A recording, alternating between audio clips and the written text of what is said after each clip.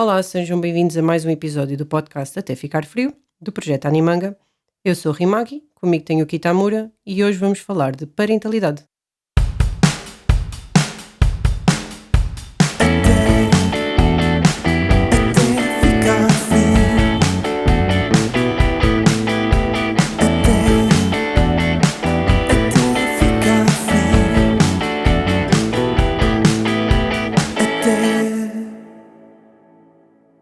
Então, no mês passado fizemos um episódio alusivo à Páscoa, já que sabíamos que ia sair nesse dia. Neste episódio decidimos juntar um pouco de alguns eventos que vão acontecendo entre março e maio, que é o Dia do Pai e o Dia da Mãe, para fazer um episódio sobre parentalidade.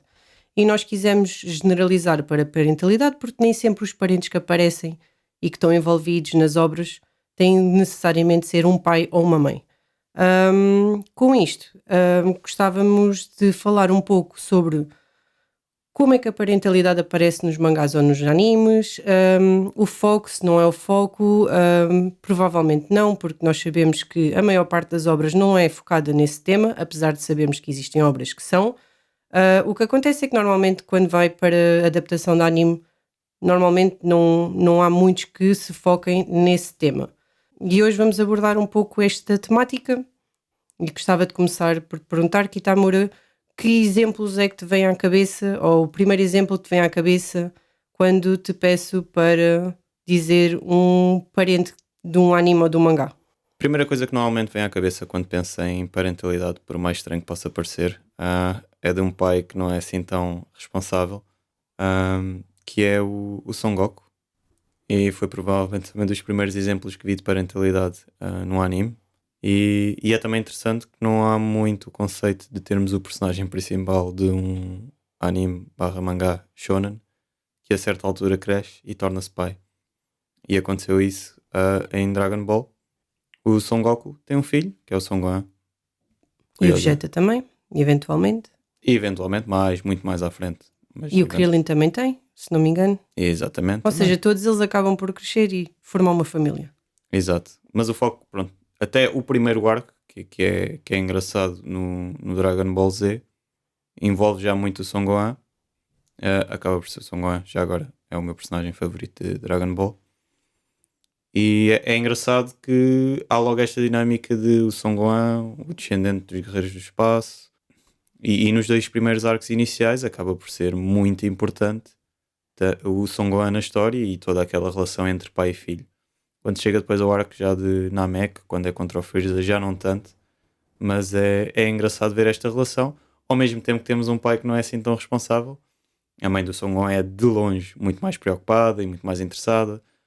E há esta dualidade também muito engraçada, que é o Son Goku quer que ele treine para ser um guerreiro forte como o pai, e a mãe quer que ele estude e que seja uma pessoa educada e que tenha uma carreira, tenha uma profissão e não se dedique a proteger a Terra e a ser o lutador mais forte do universo. Então aqui temos claramente duas formas de educar diferentes. Isso acontece também noutros pares de Dragon Ball, diria. Ou o Vegeta e a Bulma, por exemplo, estão sempre em concordância. É diferente. É mais disparo neste caso, do Son Gohan. Sim, é isso. É porque o Vegeta tem uma... É aquele pai mais bronco, mais despreocupado. Não deixa de gostar do filho, do Trunks, mas é um personagem mais despreocupado, mais sério, mais carrancudo também, mas não deixa de ser um bom pai.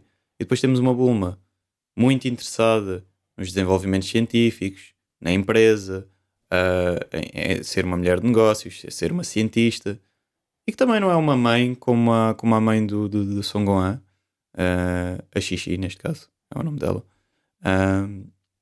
E não é tão disparo, ou seja, vemos que depois é engraçado que o Trunks tem uma personalidade muito mais adulta, por exemplo, em comparação com o Son Goten. Son Goten, que é o segundo filho do Son Goku, é muito mais criança, muito mais infantil. E depois temos um Trunks que até é engraçado a maneira como o retratam e como ele foi criado enquanto personagem, que é muito mais adulto, muito mais maduro e quase parece um espelho dos pais, que também não são aqueles pais super protetores, mas que ao mesmo tempo têm uma disciplina um bocado mais rígida, se calhar. Apesar de, pronto, a Xixi do lado do Son Goku e com os seus filhos tenta manter rigidez, mas quando tens um pai como o Son Goku a disciplina não se mantém até ao fim. Portanto, não é tão disparo um Vegeta e uma Bulma de um Son Goku e de uma Chi-Chi. Ok. Então, e no GT? Epá, eu estou a fazer perguntas porque eu acho que a minha memória para o Dragon Ball não é grande coisa. Mas no GT lembro-me que a história já revolve com a filha do Son Gohan. Ou seja, ele aí já é avô, já é um grau de parentesco acima, neste caso abaixo, certo? Sim, sim, sim. E ele continua igual, ou seja, até com a neta ele comporta-se mais ou menos como comportava-se com o filho. Sim, até pior, é do género. A Pan, neste caso, que é a filha do Son Gohan, já sai um bocado. Pronto, o Son Gohan depois estudou e no Tornou-se Dragon. aquilo que a mãe queria. Tornou-se muito aquilo que a mãe queria, exatamente. Recentemente agora houve um arco onde aparentemente Son Gohan volta, acho que é um filme e tudo, volta a ter algum impacto e a ser importante em toda a história na parte das lutas. Mas pronto, Son Gohan optou pela vida normal e não querer ir atrás dos sonhos e dos objetivos do pai. E a filha é muito mais sensata, muito mais madura. E no Dragon Ball GT, pronto, muita gente não gosta desse anime, mas foi engraçado também como eles retrataram o Son Goku, porque o Son Goku no Dragon Ball GT fica em pequenino Volta a ser pequenininho, e volta literalmente a ser uma criança. o Son Goku. Aliás, o Son Goku é sempre o Son Goku. Tenha ele 30 anos, tenha ele 10 anos. Nós começámos a ver Dragon Ball no início. Só que é mais fofinho. Exato. Ou seja, volta a ser o Son Goku fofinho que a gente conhece do início. Não é tão bom, é verdade, sim, não é tão bom. Estás a falar do anime, Sim, neste as caso. aventuras não são tão boas. O próprio carisma do Son Goku Mas também não é uma obra, certo? Não foi inventado o anime. É é um anime original, supostamente, Pois. que fizeram para dar continuidade ao Dragon Ball e supostamente não teve o selo de aprovação do Toriyama, etc, etc. Pronto, Pronto. Mas eu, por acaso, até acho piada ao Dragon Ball GT, mas achei que muito deste gosto é muito por nostalgia. sim, sim. E agora, pensando assim um bocadinho, pronto, já começámos pelo Dragon Ball, um paralelismo para. Porque nós sabemos que o Dragon Ball, e já agora, nós até este episódio foi um bocadinho inspirado nisso, porque o Akira Toriyama morreu e nós queríamos também não abordar diretamente Dragon Ball, mas fazer algo e lembrarmos-nos disto. Como é que achas que o Dragon Ball, que influenciou muitos outros mangás e animes futuros, não é? Da Shonen, principalmente, da Shonen Jump, como é que tu vês que o Son Goku influenciou outros pais ou não? Ou seja, como é que os outros que vieram a seguir fizeram a parte de parentalidade? Acho que traçou o caminho de uma maneira como retratar essa parentalidade e toda a dinâmica de pais e filhos.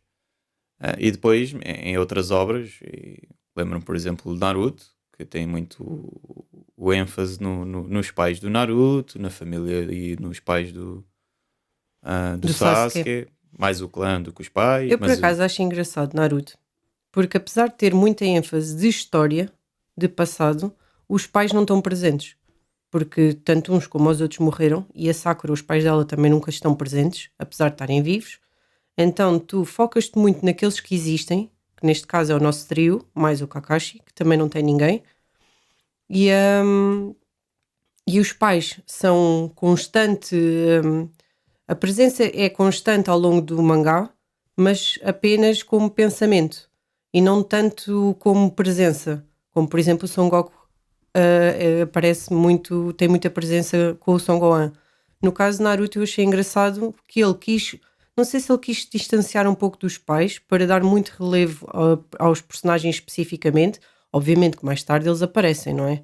Mais tarde os parentes, neste caso o Sasuke nem é tanto os pais, mas sim o Itachi, cá está, é o parente mais próximo que o Sasuke tem e que tem uma grande ligação. E eles aparecem mais tarde, mas no início o foco é muito daquele trio. eu aí acho que é muito porque o personagem principal, o Naruto, muita personalidade dele vem também dele ser órfão. Então, novamente, é uma maneira de abordar a parentalidade, mostrar que tens ali uma criança que sem os pais, Conseguiu chegar lá. exato, conseguiu chegar lá e aliás, E os problemas que ele tem, porque e- ele tem muitos problemas de isso, abandono. a personalidade dele é muito moldada pelo facto de ele não ter os pais presentes, Uhum. não ter o conceito de família, e isso é muito retratado em Naruto. É isso que faz com que depois ele seja muito apegado àquele trio, neste caso. O Kakashi também, a Exato, há Sakura e aquele o... quarteto Sim. que é o Kakashi, a Sakura, o Sasuke e o Naruto. E Ele, depois aquilo é mais tarde o professor dele. e acho que é. Sim, o professor, claro, mas é muito. Ou seja, o Naruto tem um apego muito grande às pessoas que se preocupam com ele e que estão próximas dele. E nós vemos isso com o primeiro professor dele, vemos isso depois quando ele se junta ao Kakashi E ainda vemos isso depois com o Jiraiya. Por outro lado, o Sasuke é o contrário. O Naruto é uma espécie de um espelho. O Sasuke e o Naruto são um espelho um do outro. São órfãos, mas cada um vê as coisas de forma completamente diferente. Enquanto o Naruto apega-se às pessoas e gosta muito delas, o Sasuke tenta criar barreiras ao máximo para não se apegar a elas. E o que acontece é que quando o Sasuke faz um clash com o Naruto, ele próprio sente que cada vez mais está-se a aproximar do Naruto e não quer. Às vezes até parece, eu nunca li o mangá, mas vi o anime, às vezes aparece ele tipo a sentir, ok, isto eu estou a curtir de estar numa aventura com eles, mas eu não posso. E mostra o reverso, que é quando tu tinhas uma família, ela desapareceu, ficaste sozinho e não sabes bem como lidar com isso. Ou seja, o Sasuke também tem problemas de abandono, mas muito mais negativos. Sim, de uma maneira diferente. E o Sasuke tem depois também o outro lado, que é, enquanto o Naruto sabe mais ou menos o que é que aconteceu aos pais dele, Mais ou menos, sim. sim, mais ou menos, como eu disse, mas tem uma boa imagem dos pais, pelo menos.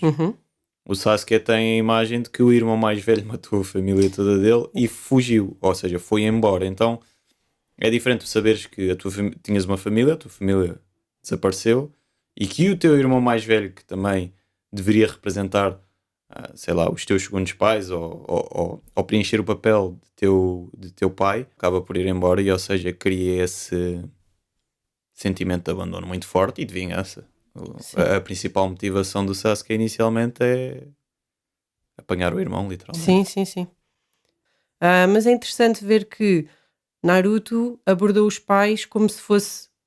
Eles não existem, tecnicamente, eles já não estão vivos, mas tiveram muito impacto na vida daqueles dois especificamente, a Sakura não tanto, mas teve muito impacto na vida daqueles dois para moldá-los para o resto do mangá inteiro. Uhum. Já, por exemplo, One Piece, os pais não existem e ninguém quer saber. É quase como se não é importante. Não... O Dragon existe, ele sabe que ele existe e que é o pai dele, mas não tem muito relevo. É um pai que está ausente. E tentaram substituir um pouco pelo avô, mas até mesmo o avô é de género, aparece em cenas, mas ele não quis dar muito foco a esse tipo de cenas com o Luffy. O que ele quis focar mais foi o Shanks e o Luffy, a relação deles e como é que aquilo moldou para o seu futuro. Já por outro lado, para a Nami já tem um fator de aquela rapariga que a adotou, já é muito, muito importante. Ou seja, o Luffy ele quis fazê-lo como se ele fosse muito simples. O Luffy é uma pessoa muito simples e as relações dele não foi aquela relação do pai ou do avô especificamente que o fizeram o que ele é. Sim, eu acho que em One Piece o Oda opta por não usar o tema dos pais. Do género, ele usa os sentimentos de parentalidade, mas não usa os pais como referência, ou quase que dá a entender que não é tão importante. Tanto que os personagens todos, ou a maioria da tripulação do Luffy, são poucos os que nós sabemos quem eram os pais ou que os pais eram relevantes. Temos o caso da Robin, que até recentemente agora está a ser revisitado. E o Sanji. O Sanji também, mas pronto, mas eu estava a falar mais de saberes quem são os pais. No Sanji não sabes quem são os pais. Não sabes logo, sim. Sabes depois mais tarde. A Nami... o Zoro é completamente irrelevante. O Zoro, sabes que o Zop também... O Zop é importante. Sim, sabes que ele tem um pai. Não, e o Zop também, a personalidade dele foi por causa da mãe. Exato, sim. Porque a mãe, como era doente, ele gostava de me contar as mentiras. O Zop é o Pedro e o Lobo. Sim, ele gostava de contar mentirinhas que era para alegrar a mãe. O que eu estou a dizer é... Mas, por exemplo, o Chopper também não interessa. Sim, são importantes, mas até ao ponto de, se calhar, definir ali um bocado o passado do personagem e a personalidade dele, mas não são um tema recorrente. Enquanto Naruto, estamos sempre a ouvir falar do pai do Naruto, do irmão do Sasuke, da família do Sasuke, ou seja, isso é quase o tema foco. Sim. Que é muito mais forte até, por exemplo, do Dragon Ball. Dragon Ball existe aquele conceito de parentalidade, mas de uma maneira muito divertida quase e despreocupada. No Naruto ele pega e faz... Como assim o Son Goku pega no filho e vai lutar contra vilões com o filho. Isso, pronto, em contexto normal isso não acontece. Em Naruto é muito mais forte. Em One Piece não é que seja despreocupado, mas não é o foco não é o foco do mangá. O foco do mangá é os personagens, as relações entre eles e os sentimentos deles. Os pais às vezes têm peso, tal como também, como disseste, no arco do Sanji. Uhum. Mas acho que o Oda leva o One Piece de uma maneira mais descontraída em relação às relações de parentalidade. Sim. Mas pronto, agora que estavas a falar que o foco não era os pais, estava-me a lembrar de Hunter x Hunter, em que, entre aspas, o foco não é o pai, mas por outro lado começamos a história com o pai. Ou seja, a cena dele foi literalmente quero encontrar o meu pai. Mas depois toda a história desenrola-se naturalmente e ele encontra o pai eventualmente, mas é natural. Mas quando começa a aventura é por causa daquilo. Sim, é. O pai dele não está lá. Isso não parece ser um problema. Não parece afetar a personalidade em si do Gon. Ele não tem qualquer sentimento de abandono ou algo do género. Não se sabe bem quem é a mãe. Fica sempre na dúvida se é aquela rapariga que está lá com ele ou não. Certo? Isso nunca é muito claro. Mas ao mesmo tempo é super importante porque o pai dele é um dos maiores hunters do mundo. E como tu disseste, isso é o foco inicialmente. Mas depois, só passado muitos capítulos, muitos episódios, é Sim, que. depois de repente vira e passa a ser o foco entre aquele grupo, que são 4, depois deixa de ser entre 4 e passa a ser só 2, porque o grupo também se separa. Ou seja, o mangá barra anime tem várias fases. O pretexto inicial era esse, mas o foco não é. O foco da história não é necessariamente o pai, especificamente. Sim. É, Mas aqui neste caso temos um pai ausente, mas como o Luffy, uma criança feliz. sim, de todo. O Gon tem uma aura e tem uma personalidade em nada influenciados por o pai dele não estar presente. Novamente, ele simplesmente quer ir pelo mundo fora e tentar seguir a pegada dos pais, do pai, neste caso, e eventualmente isso volta a ser um bocado o foco Uhum. da história. E depois temos um Sasuke, que é o Kurapika. Um bocadinho, mas melhorzinho, acho eu. Sim, Não, vai, eu não, disse, não é, eu não é estava a uma. falar só em termos de parentalidade e do abandono e Sim, do sim. caso da família ter morrido. E depois temos um outro lado também engraçado que é o do Killua, que é ter uma família completamente disfuncional. Isso, sim. Ou seja, O Kilo é quem nós temos mais noção de família e de uhum, parentescos e depois até há um arco em que tu conheces muito especificamente irmãos, irmãs e... sim, sim. Ou seja, há toda uma. Novamente, é muito focado, não é tão focado nos laços familiares, Hunter x Hunter, mas depois vai buscar as relações familiares também para fazer a Um história pouco andar. como One Piece. Ou Sim, seja, Naruto vive muito daquilo, vive muito dos laços e do passado que eles deixaram um buraco no peito ou não. E este Hunter x Hunter e One Piece vão buscar eventualmente arcos para falar sobre o assunto, mas não é o foco.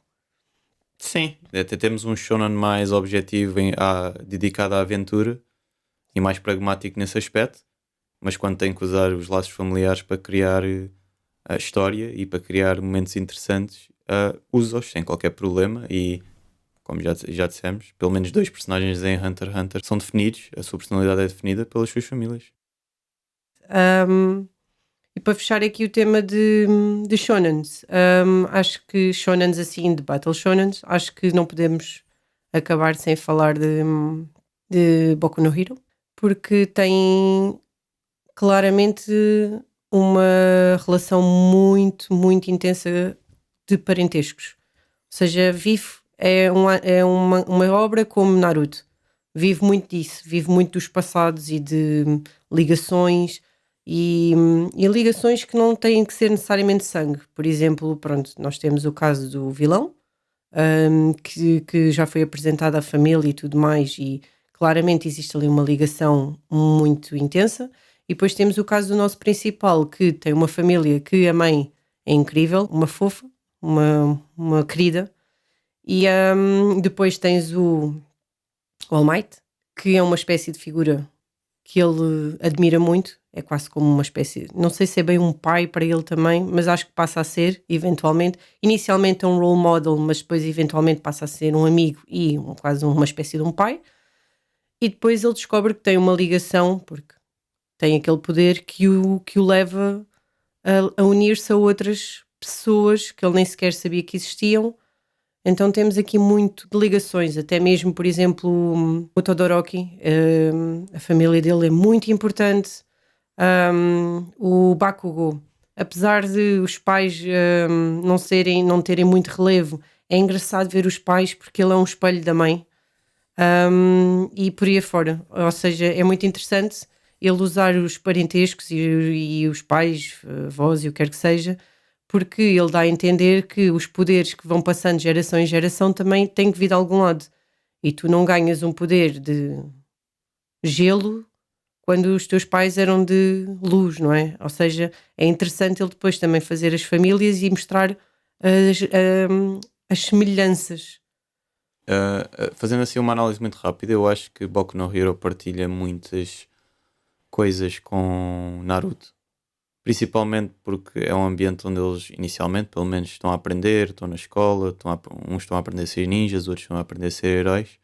E como estamos a falar de crianças barra adolescentes, os pais são muito importantes nesses contextos e nessas histórias. Então eu sinto muito que Boku no Hero também é muito forte nessa questão dos laços familiares, porque estamos a falar de adolescentes que estão-se a formar enquanto pessoas, e ao longo do anime vamos vendo que isso faz muita diferença, como disseste.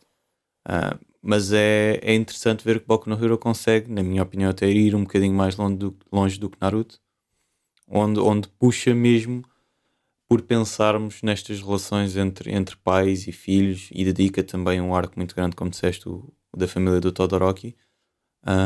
E não deixa de mostrar, até como disseste, que o All Might, que acaba depois, primeiro ideologicamente representa quase um pai para o Midoriya, e depois, logo no início do anime, ele torna-se efetivamente quase o pai dele, quando o treina E ele pede à mãe de joelhos. É isso. Era isso que eu ia Ele dizer. diz: eu vou me encarregar do seu filho e vou fazer com que nada lhe aconteça. Exato, ou seja, era isso que eu ia dizer, que o All Might depois ele próprio sente que está a representar esse papel e tem um sentimento quase de pai, para o Midoriya, e fica muito preocupado e sente-se muito responsabilizado por qualquer coisa que possa acontecer, porque efetivamente estamos a falar num mundo onde E o há Midori é uma vilões. criança. Sim, E ele é um adulto, ele sabe disso. E ele sabe do peso que ele carrega. sim, e sem dar spoiler, estamos numa fase do anime que isso está cada vez mais a pesar ao All Might. O All Might cada vez mais sente esse peso porque está a ver efetivamente o Midoriya a crescer, a enfrentar os problemas do mundo, a enfrentar os vilões, a enfrentar tudo o que tem que enfrentar nesta vida de super-herói, e isso cada vez mais lhe está a pesar na consciência. E já foi mostrado mais do que uma vez em.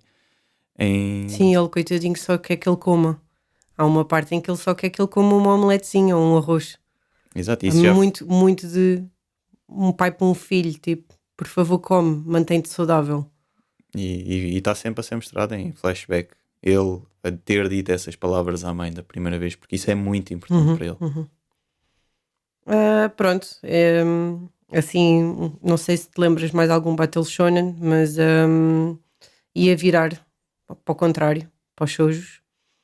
E tu falaste de Dragon Ball, que foi uma das primeiras impressões que tivemos, e é verdade, porque Dragon Ball na nossa altura foi aquilo que batia mais cá em Portugal, e foi uma das primeiras impressões de pai-filho que tivemos, mas nós também tivemos um no shoujo, mais ou menos da altura de Dragon Ball, só que é engraçado que quando se fala nisso não se associa tanto como no Dragon Ball, que é o caso de Sailor Moon.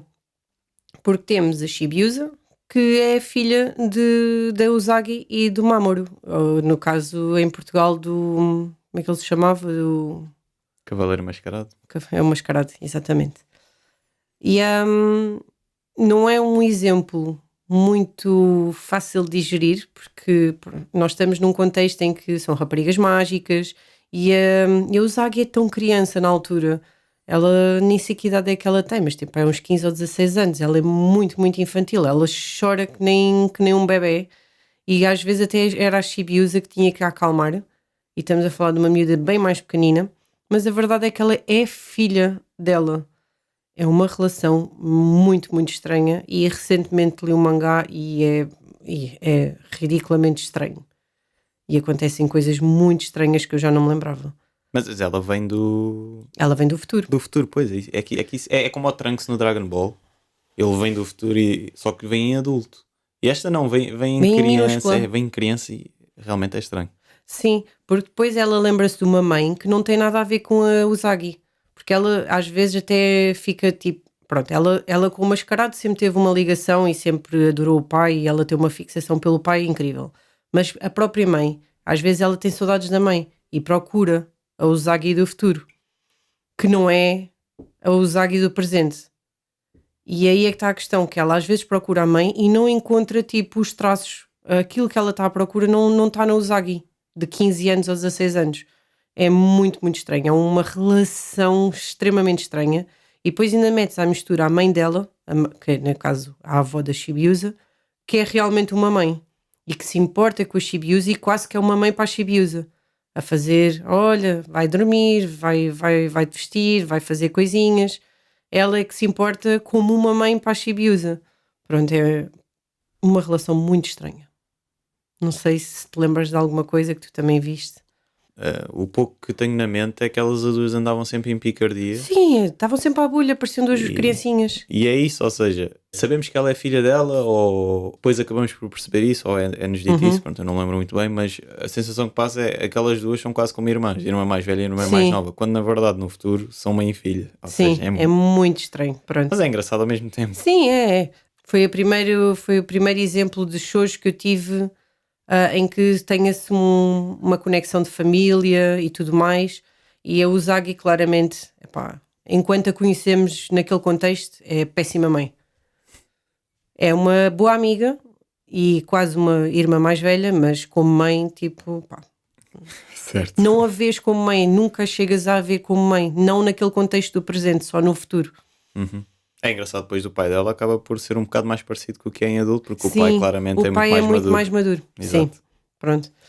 E depois tivemos também na televisão portuguesa o Card Captor Sakura, uns anos mais tarde, como é óbvio, e em Sakura tu já tens a questão da família, e nem me vou falar muito do irmão, porque eu gosto muito do irmão da Sakura, mas mais pelo pai em específico, que tanto no mangá como no anime ele é super bem caracterizado e é um pai incrível. É o pai que toda a gente gostava de ter.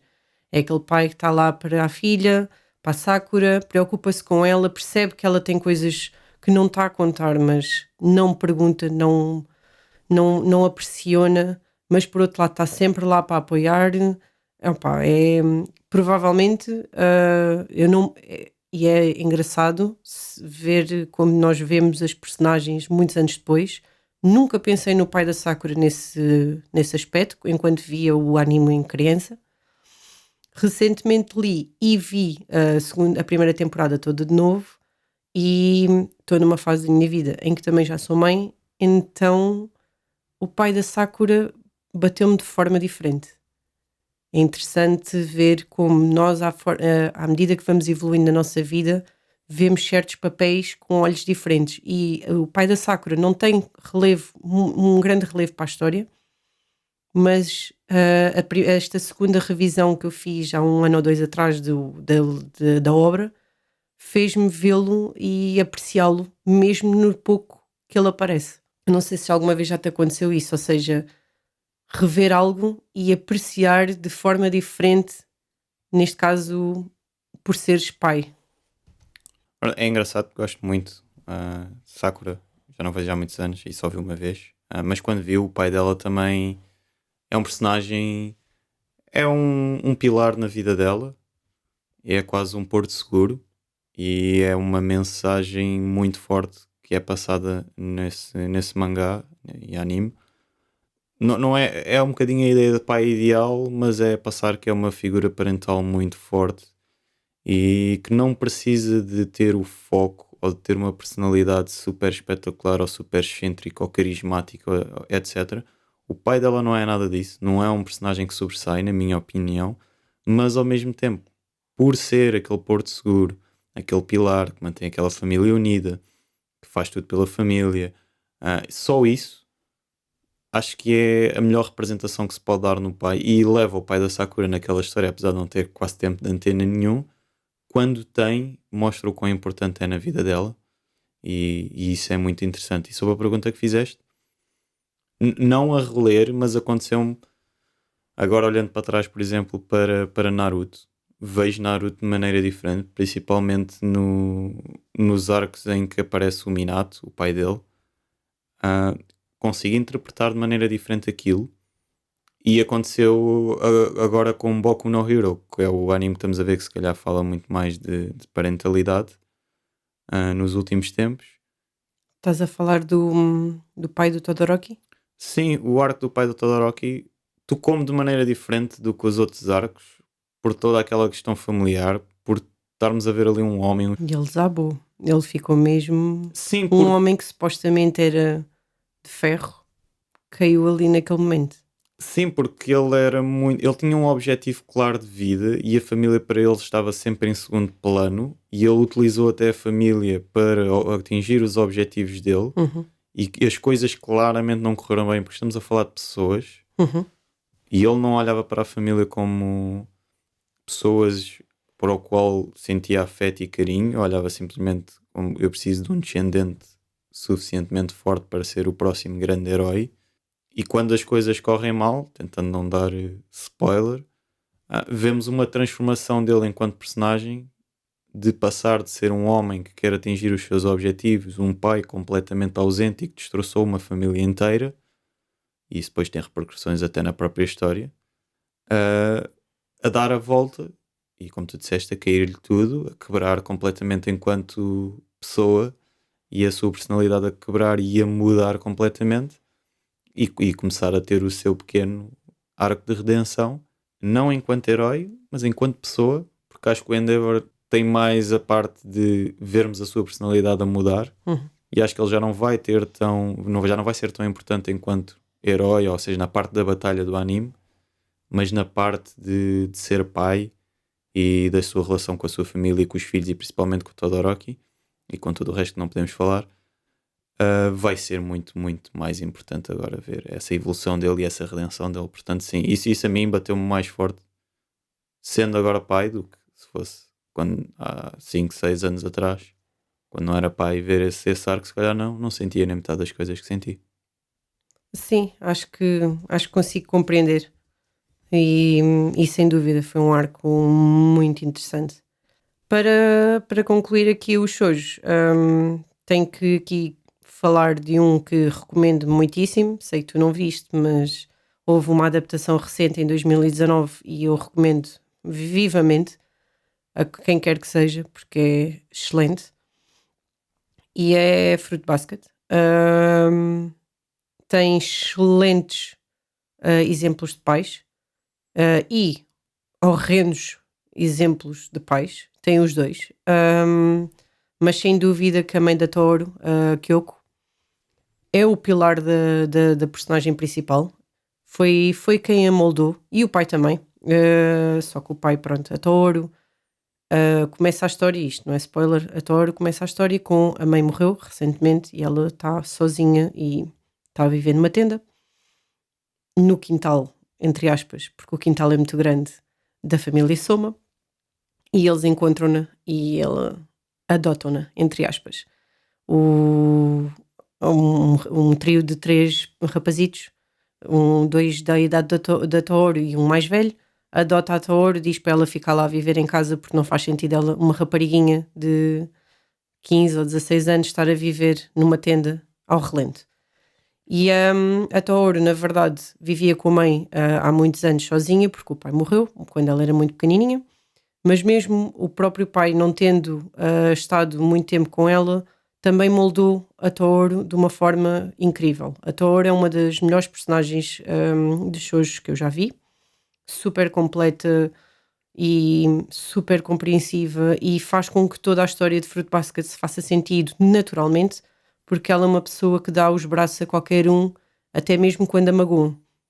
E faz com que Fruit Basket, que é uma história sobre a família Soma, que é completamente traumatizada, ela vai abraçá-los, coisa que eles nunca conseguiram ter, nunca tiveram ninguém que os abraçasse e que lhes desse carinho fora da própria família, e mesmo às vezes dentro da própria família também não tinham, porque eles sentem-se completamente amaldiçoados pela maldição, que eles têm mesmo uma maldição que os torna incapazes de ter relações Por exemplo, os rapazes não podem ser abraçados por raparigas e as raparigas não podem ser abraçados por rapazes, o que faz com que todas as relações que eles têm no dia a dia sejam complicadas, porque basta alguém tocar-te assim mais tronco a tronco e tu transformas-te num animal à frente de um monte de pessoas e as pessoas, isso não é normal, não é?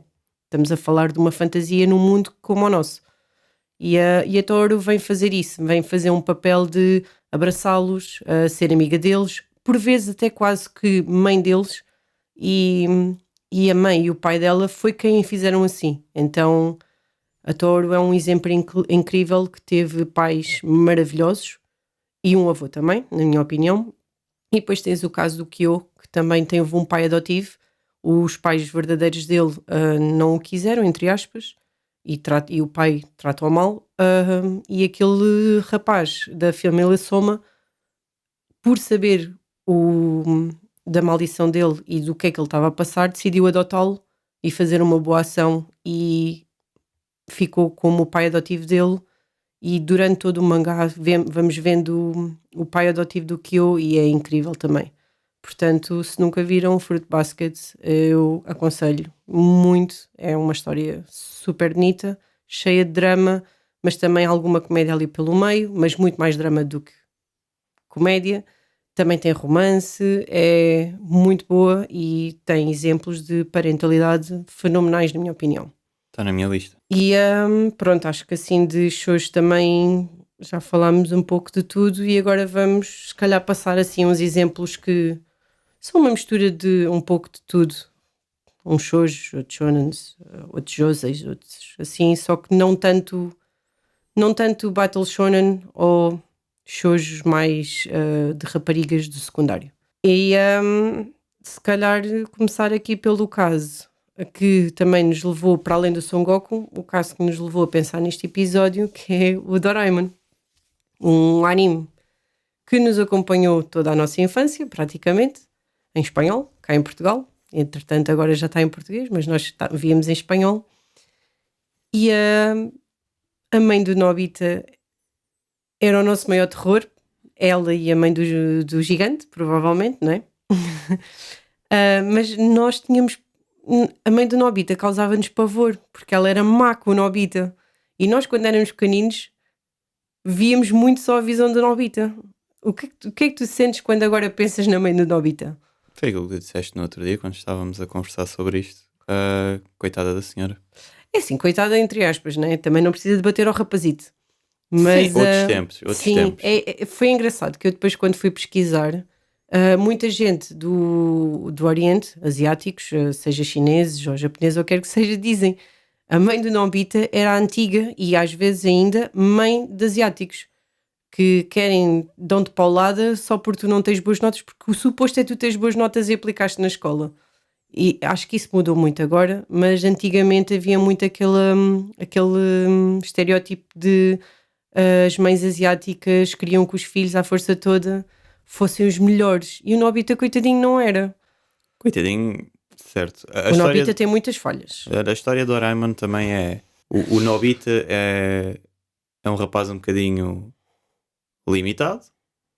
Não quer dizer que ele seja burro, mas simplesmente ele tem outras preocupações que não a escola. E aliado ao ter o Doraemon com ele, que lhe consegue arranjar sempre bugigangas que lhe ajudam a obter coisas de maneira mais fácil, seja passar em testes, seja não ter que fazer os trabalhos de casa, seja não ter que limpar o quarto, seja o que for. Ou seja, o Doraemon tenta-lhe facilitar sempre a vida. Isto cria uma dinâmica interessante que temos constantemente. Isto são os episódios de Doraemon. O Nobita arranjar maneiras ou atalhos para as coisas duras da vida e no fim a acabar sempre a fazer porcaria, porque a moral de Doraemon é não podemos simplesmente... Não dá para atalhar a vida. Exato, temos que enfrentar os problemas e às vezes temos que fazer tarefas chatas e assim vai. Também é uma boa lição, é um bom anime para os miúdos. Exato, Doraemon é um excelente anime para miúdos porque tem lições de vida em cada episódio.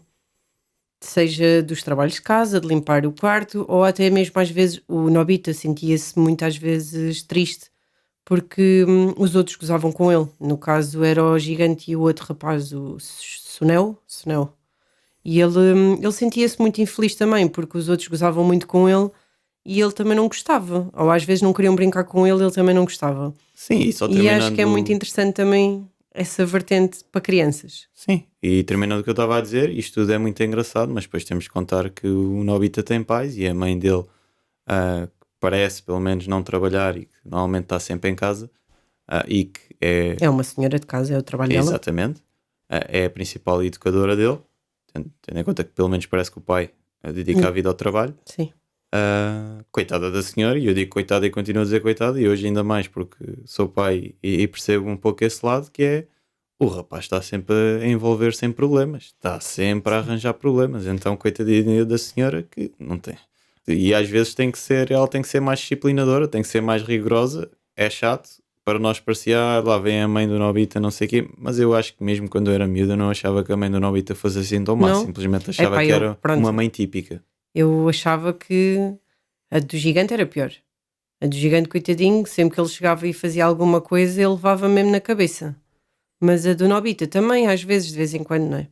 Quer dizer, ela pedia para lhe limpar o quarto. Ele fazia tudo para não limpar o quarto e, se fosse preciso, até fazia com que o Doraemon arranjasse lá um estratagema para aquilo ficar limpo ou para acontecer qualquer coisa, não interessa. No final do dia o quarto não estava limpo e ela tinha-lhe pedido, não é? Pronto. É interessante que, pronto, crescemos com três, tanto o Dragon Ball como Sailor Moon como Doraemon. Três obras muito diferentes em si também e com pais também muito diferentes. É giro, é um pormenor interessante na nossa vida. E agora, se calhar, para um tema assim mais quentito, como se diz, que é, vamos falar, se calhar, aqui de uma obra que realmente se foca nos laços familiares, o Zagi Drop. Kitamura, eu sei que tu gostas muito do anime, especialmente, e sei que também leste o mangá, eu só vi o anime. O que tens a dizer especificamente do Zagi Drop, em termos de laços familiares que eles têm e outras coisas? Neste caso, porque é que achas que é uma obra tão polémica? Se quiseres falar um bocadinho. Assim, eu vou escolher falar do Zagi Drop pelas coisas boas. Para quem não sabe, o Zagi Drop, o anime, adaptou um mangá até uma certa parte. A partir daí o mangá continua. O mangá depois dá um salto temporal e o final do mangá é bastante polémico. Poucas pessoas ouvi dizer até hoje que gostam do final. Não vou aqui dar spoiler sobre o que é o final. Quem leu sabe do que estou a falar. E como eu disse, vou optar a falar pela parte boa e vou definir que para mim o Zagi Drop é o anime. Vamos esquecer que o Zagi Drop é o mangá, Eu porque só vi o anime, portanto, para Pronto. mim, E o anime do Zagi Drop é muito bom porque literalmente foca-se numa criança onde literalmente estamos no funeral do pai da menina, que é avô do personagem principal. A menina é considerada uma filha bastarda.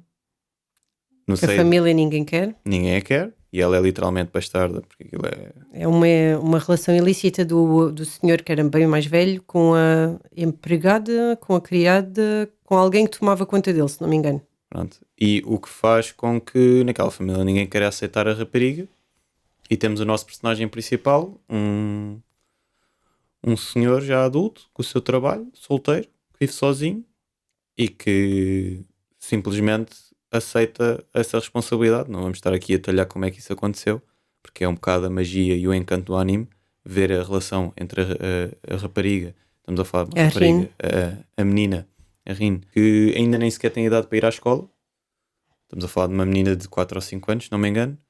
E ele literalmente adota, não adota oficialmente, fica como guardião dela, e depois isso até é um dos pontos do anime barra manga a certa altura, mas ele fica o guardião dela e o anime é literalmente focado em ver como é que é esta relação de um rapaz que não nem sequer sonhava ser pai porque nem namorada tem, de repente um dia para o outro virar o pai, não de um bebê, ou seja, não teve tempo sequer de começar a aprender como é que é lidar com uma criança pouco a pouco, levar logo uma criança de idade pré-escolar e ter que gerir esta situação. E depois é uma história muito bonita, é um anime muito bonito, que vemos esta relação, vamos dizer, de pai e filha, com as suas disfuncionalidades, porque ele efetivamente não é o pai dela e ela entrou na vida dele de repente e vice-versa, ou seja, não é fácil. Mas como há a tentativa de fazer com que o ambiente para a menina seja o melhor possível e ele tenta sempre do fundo do coração fazer o melhor por ela e ela ao mesmo tempo também é uma personagem muito fofinha, muito carinhosa, muito moldada também E por muito adulta. muito adulta, claro, Ela é muito adulta para a idade, que eu lembro-me dessa parte. e muito moldada, lá está, pelo aquilo que lhe aconteceu e as circunstâncias onde viveu, onde o verdadeiro pai dela era um senhor já muito de idade e acabou por falecer e a mãe dela tecnicamente não fez parte da vida dela de uma maneira ativa como mãe, estava lá presente, mas ela nem sequer sabia que a senhora era a mãe dela, ou seja, é uma história muito bonita. Recomendo a toda a gente verem o anime, independentemente do que acontece depois no mangá, e de ser tão polémico. Não recomendo depois continuarem a ler o mangá. Infelizmente, pronto, posso só dizer que o autor, no fim, escolheu uma via muito, muito inesperada para terminar a história, que estragou um bocadinho a beleza da história que ele criou. Ele tinha uma história muito bela, muito bonita, muito interessante, muito sentimental, e ele conseguiu O problema é que manchar hoje em isso. dia ninguém consegue olhar para a obra sem pensar no assunto. Exato. Mas por acaso eu comecei a ver o anime bem mais tarde. E só quando tu me disseste como é que acabava, porque eu nem sonhava, eu nem sequer sabia, nem estava lá nem perto nem longe. Quando tu me disseste é que eu fiquei tipo, ok, pronto.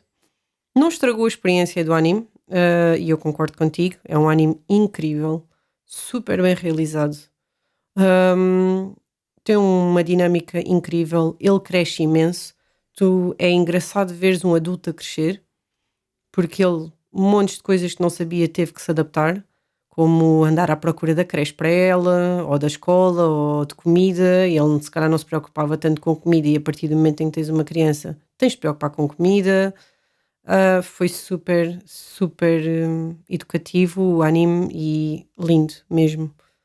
Gostei muito da vibe do anime. O que acontece depois não sei porque eu nunca li, só soube de ti. Pronto. Uhum. Mas sim, como contido, acho que sem dúvida o anime sobre família e sobre laços maravilhoso. E se acabasse ali, pronto, acabava ali e ficava bom. Também falando um bocadinho aqui nesta onda de pais solteiros, digamos assim, não é bem este o caso do Zag Drop, mas é um bocadinho isso. Temos o caso do Wolf Children, um filme muito, muito bom. Recomendo toda a gente verem. Que é de um dos meus realizadores favoritos. Aliás, o meu realizador favorito. E, resumidamente, o filme, e sem tentar dar muito spoiler, porque isto é a base do filme, temos uma rapariga que conhece um rapaz, envolve-se com ele, acaba por ficar grávida. Ela descobre que o rapaz, tecnicamente, é um lobisomem, é uma espécie de lobisomem. O rapaz vai embora, porque pronto, a natureza dele é viver na natureza e ele vivia nesta dualidade de ser humano e ser um lobo.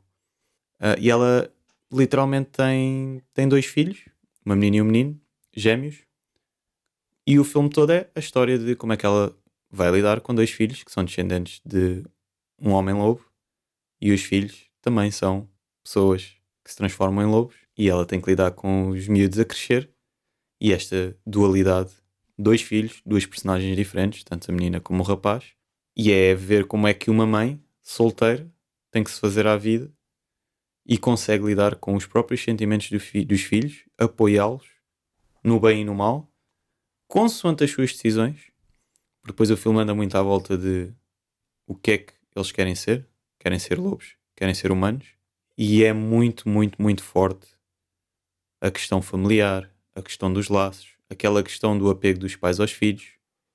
E acho que esse é um dos pontos também fortes do filme, que é o tu seres pai e como é que tu estabeleces quase os limites de quando é que estás a intrometer-te na vida do teu filho e quando é que estás simplesmente a preocupar-te com ele.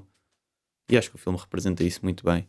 E o que é a preocupação de ser um pai, neste caso uma mãe, e lidar com dois filhos que, um, não são normais, dois, atravessam bastantes dificuldades pelas suas circunstâncias e é muito difícil porque queres ajudar, mas ao mesmo tempo não queres estar em cima e controlar e prender e agarrar. É uma coisa que acho que todos nós, pelo menos que temos pais presentes na nossa vida, sentimos, mesmo aos dias de hoje, sendo adultos, esta presença dos nossos pais, que muitas vezes nós temos dificuldade em perceber, outras vezes percebemos, mas não é fácil até chegarmos ao mesmo ponto na vida, onde seremos pais também de pessoas que já estão na sua idade mais adulta e estão a amadurecer, e nós queremos fazer parte da vida deles, mas também temos de saber dar-lhes o espaço deles. Parece muito interessante. É um dos poucos que eu ainda não vi dele. Diria que também mexe muito com a natureza, não é? Natureza humana versus natureza animal. E tens uma mãe que só tem uma natureza. E ela está a tentar também perceber o outro lado. O lado que ela desconhece. Isso é muito interessante também. Um dos melhores filmes que já vi. Dele? Sim. Mesmo? Sim. Ok. Interessante. Para terminar, se calhar acabar assim com um dos exemplos de família que não são uma família, mas ao mesmo tempo são a família mais popular, mais na berra do momento, que é a Spy Family. Temos aqui uma família composta por pessoas muito distintas e sem laços de sangue nenhuns, que têm um objetivo em comum. O objetivo acaba por casar, não é o mesmo objetivo, mas casam os objetivos. A Anya quer uma família, não quer estar no orfanato. O Lloyd quer uma família porque assim o obrigaram para a sua missão. E a Yor precisa de uma família de fantoches, uma família de brincar, para poder parecer normal na sociedade, para ninguém a denunciar à polícia.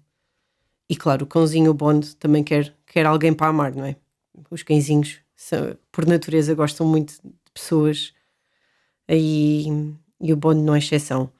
E provavelmente é o exemplo mais moderno e mais recente que também tem anime, ou seja, tem mangá e anime recente adaptado, que está a fazer imenso sucesso, e acho que é literalmente um daqueles que dava para miúdos e graúdos e tem as duas vertentes, tanto dos meninos como dos adultos, ali espelhado, e conseguirias te identificar com qualquer um. Se fores miúdo, gostas muito da Annie, provavelmente. Se fores pai ou adulto ou assim, até achas piada ao Lloyd e a Yor. E são uma família muito divertida. O que é que achas? O que é que sentes a ver Spy Family? Achas que até te retrata bem os laços? Ou é demasiado falso e é só mesmo para a história? Não, por acaso acho que Spy Family consegue fazer um equilíbrio muito bom em vamos usar esta família disfuncional que por coincidências da vida se juntou e foi criada à última da hora, entre aspas. Eles conseguem fazer o equilíbrio dessa parte toda que por si só já é engraçada, Uhum. ainda por cima tendo em conta o que é que cada personagem é e de onde é que vem, mas ao mesmo tempo consegue passar muito bem e tem episódios ou capítulos dedicados só à questão de família, só à questão do que é ser pai, só à questão do que é ser criança, o que é ser mãe. A Ior que está sempre com dúvidas se é uma boa mãe porque não sabe Não sabe cozinhar, cozinhar. Super divertido. está sempre preocupada com isso. Depois temos o Lloyd. O Lloyd é engraçado que ele até tem habilidade para ser pai, mas ao final do dia ele pensa, porra, preferia estar a fazer uma missão, esta comida dá cabo de mim. Ou seja, é divertido ver que às vezes prefere-se trabalhar do que estar a aturar as crianças, que dão muito, muito trabalho. As crianças também são trabalho e isso fica muito bem feito em Spy Family. Sim, e todo o lado dele ele é militar, entre aspas, ou é espião, vem de uma formação militar muito disciplinada e ele olha para a Anya e sente que tem que ser rígido com ela, tem que ser disciplinado com ela, mas depois por outro lado, como é uma pessoa com sentimentos e é um personagem até bastante sentimental e emocionalmente capaz, vemos ele a dar o braço a torcer várias vezes, às vezes por cansaço, como dizes, que é ok, esta situação já está fora do meu controle, eu não consigo arranjar uma solução se calhar como consigo arranjar no meu trabalho. E é engraçado ver que os pais têm limites e o próprio Lloyd, apesar de ser um espião de renome internacional, se não o melhor espião de todos, até ele tem um limite com a Annie e chega a alturas que simplesmente vou deixar tu ganhares e levares a melhor e às vezes, ok, vou entrar na onda e é melhor do que me cansar. Portanto, sim, concordo contigo nisso. Sim, é bem engraçado que a Anya usa amendoins. Logo ao início tens o episódio dos amendoins, que ele, não podes comer amendoins para o resto da vida. Olha, se calhar, olha, toma, come amendoins. Acho que está na berra por algum motivo.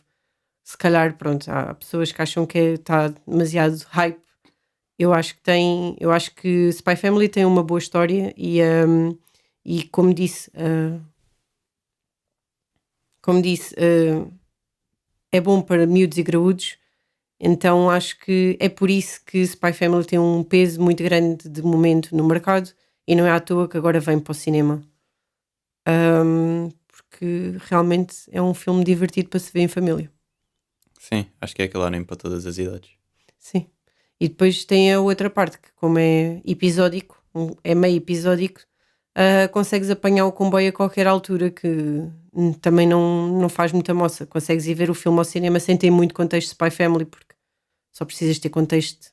E o início, perceber que eles se juntaram por causa daquelas circunstâncias e conseguias ir ver o filme na boa. Portanto, até parece uma boa aposta trazer um filme tão divertido e familiar para o nosso país. Sim, Spy Family em geral é para todas as idades e para toda a gente, e acho que toda a gente se vai divertir imenso a ver Spy Family. Para terminar, acho que ficamos com este sentimento quando vemos animes e tudo mais, e isto também é uma coisa mais recente e acho que já ficou claro durante o podcast. Nós somos pais, e foi uma coisa que nas nossas conversas, às vezes no dia a dia, tentamos não, mas acabamos por fazer paralelos com as obras que lemos e vemos, e começámos a olhar também de maneira diferente, como tu também já disseste antes, para outros animes, seja para Sailor Moon, seja para Naruto, para One Piece. E muitos outros exemplos que não demos aqui. Exato, tanta coisa que poderíamos ter falado aqui, como Full Metal, etc. E no fim, pronto, queríamos abordar este tema mais numa ótica de também, se calhar, fazermos as pessoas olhar um bocadinho de maneira diferente para as obras que leem e veem e perceber às vezes tanto o lado dos pais como o lado dos filhos. E há muito boas histórias por aí que retratam a parentalidade de maneira excelente. E acho que é uma coisa muito interessante que não foge, apesar de estamos a falar de animes, mangás, que há sempre aquela ideia que é mais direcionado para crianças. Continua-se a falar de temas muito sérios e muito fortes na vida das pessoas, e os laços familiares são um tema muito forte, acho eu. O objetivo desta conversa também era falar um pouquinho dos exemplos que nós gostamos mais. Provavelmente não dissemos aqui muitos que vos vêm à cabeça. Se depois quiserem comentar, força, digam-nos. Provavelmente também já os vimos ou não vimos e devíamos ver, porque existem muitos exemplos que nós nunca vimos provavelmente e que devem ser maravilhosos. Se souberem de alguns, força e recomendem. E espero que tenham gostado desta viagem de ver os animes ou os mangás de forma diferente, não tanto da perspectiva do personagem principal. Normalmente, no caso do Zagi Drop, o personagem principal até era o pai adotivo, mas normalmente estes tipos de personagens são secundários e queríamos dar um pouco de relevo também aqui a este papel que por vezes é muito, muito importante e define a personalidade dos nossos personagens principais, e é muito interessante. Acho que foi uma conversa divertida e até mesmo a parte de Naruto disseste aqui umas coisas, Kitamura, muito interessantes que eu nunca tinha pensado também. E pronto, assim terminamos o nosso episódio e até à próxima. Até à próxima.